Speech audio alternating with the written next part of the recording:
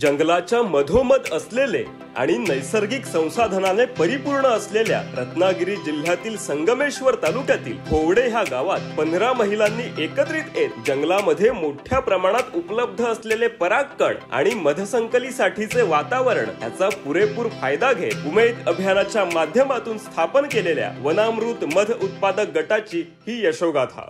उमेद अभियानाकडून आम्हाला माहिती भेटली की उत्पादक गट म्हणून आपण तयार करावा आणि आमच्या गावामध्ये फुलोरा जास्त असल्या कारणाने आमच्या गावामध्ये मध हे जास्त उत्पादन आहे। त्याच्यामुळे आम्ही वन अमृत या नावाने गट आम्ही 2022 साली स्थापन करून घेतला। आज आम्ही RCT मार्फत आम्ही ट्रेनिंग घेतलं, 40 पेट्या घेतल्या खादी उद्योग ग्राम उद्योगातून। मधाचे अनेक उपयोग आयुर्वेदामध्ये सुद्धा सांगितले आहेत आणि ते कसे फायदेशीर आहेत ते ताईंकडूनच ऐकूयात। मधाचा पण उपयोग आपल्याला औषधीसाठी उपयोगी होतो, मुलांसाठी, लहान डायबिटीज वाल्यांसाठी। आणि आम्ही जे मध तयार करतो हे शुद्धीकरण करून आम्ही मध तयार करतो, त्याच्यात काही भेसळ तयार करत नाही। ओव्याचा आणि तुळशीच्या मधाची किंमत 1,500 रुपये आहे आणि जनरल साधा मध 1000 रुपये। उमेद अभियानाचे आर्थिक पाठबळ आणि मार्गदर्शन ह्यामुळे दुर्गम भागातील महिला स्वतःचा उद्योग तयार करून आर्थिकरित्या सक्षम झाल्या आहेत।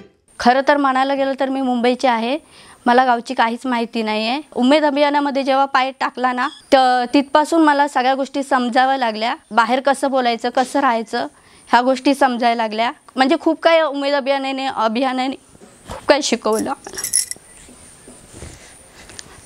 त्यामुळे उमेद अभियानाचं मी आभार मानते।